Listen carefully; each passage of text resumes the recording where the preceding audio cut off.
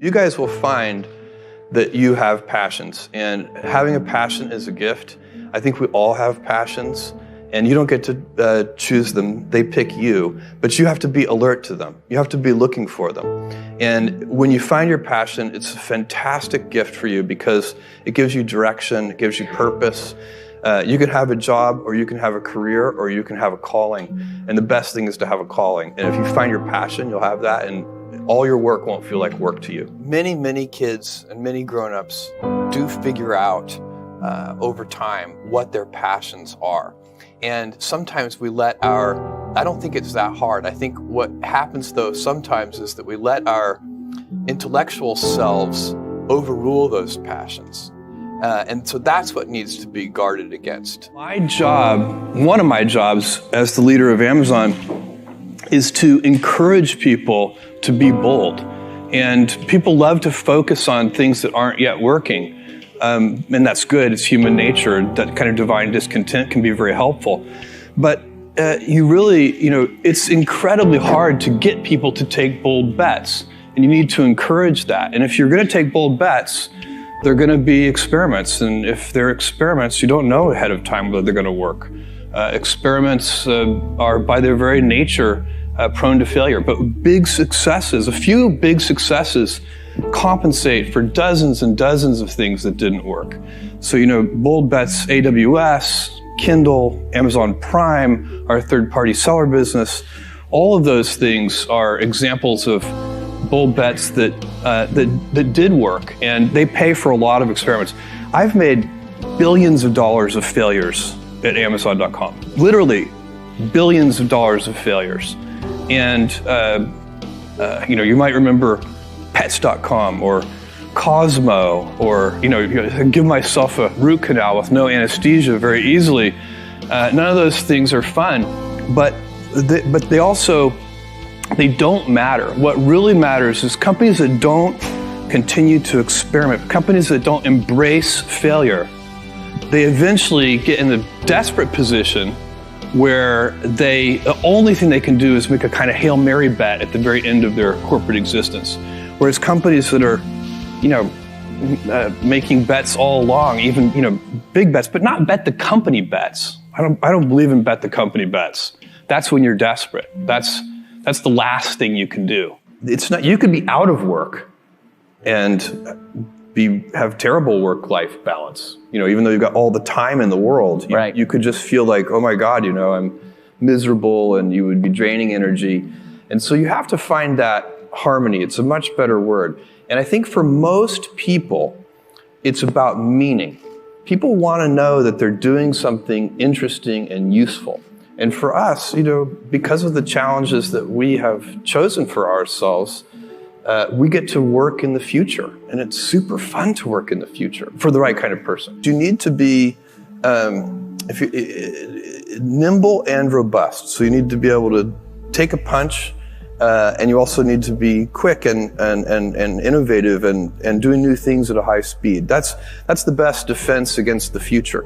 And you have to always be leaning into the future. If you're leaning away from the future is going to win every time. Never, ever, ever lean away from the future. We all have adversity in our lives. I doubt if you really, if you know somebody, any friend or anybody that you talk to, there's no lack of adversity. And by the way, that's good, because it's what teaches us how to get back up. You fall down, you get back up. It always happens.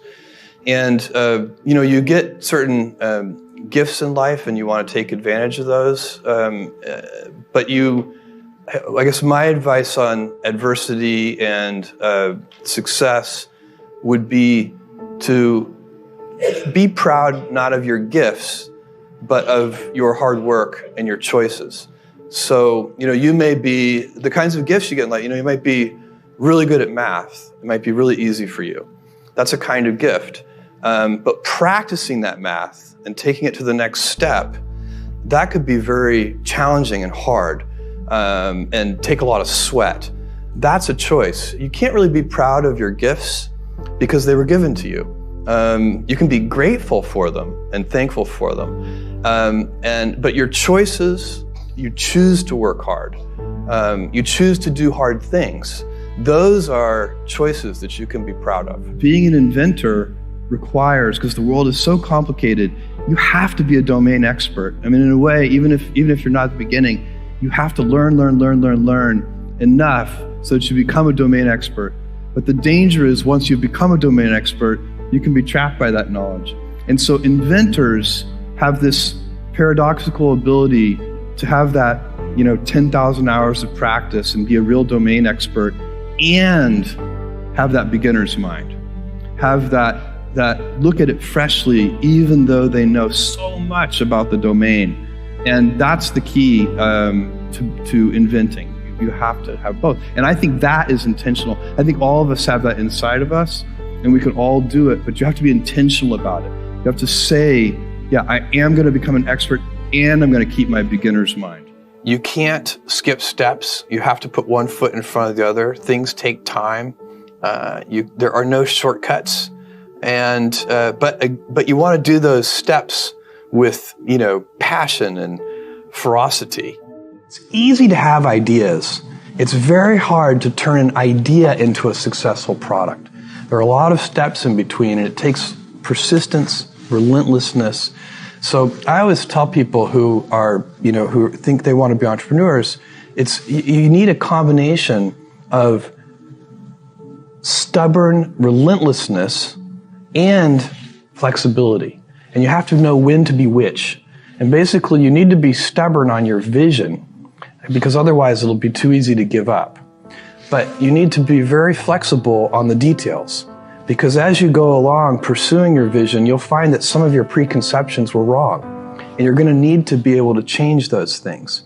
So I think taking an idea successfully all the way to the market and turning it into a real product that people care about and that really improves people's lives is a lot of hard work.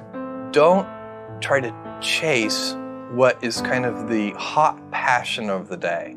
I think we actually saw this. I think you see it all over the place in many different contexts, but I think we saw it in the internet world quite a bit, where at the sort of peak of the sort of internet mania in, say, 1999, you found people who were very passionate about something. They kind of left that job and decided, I'm going to do something in the internet, because it's it was almost like the 1849 gold rush in a way. I mean, you find that people, if you go back and study the history of the 1849 gold rush, you find that at that time, everybody who was within shouting distance of California was, they might have been a doctor, but they quit being a doctor and they started panning for gold. And that almost never works.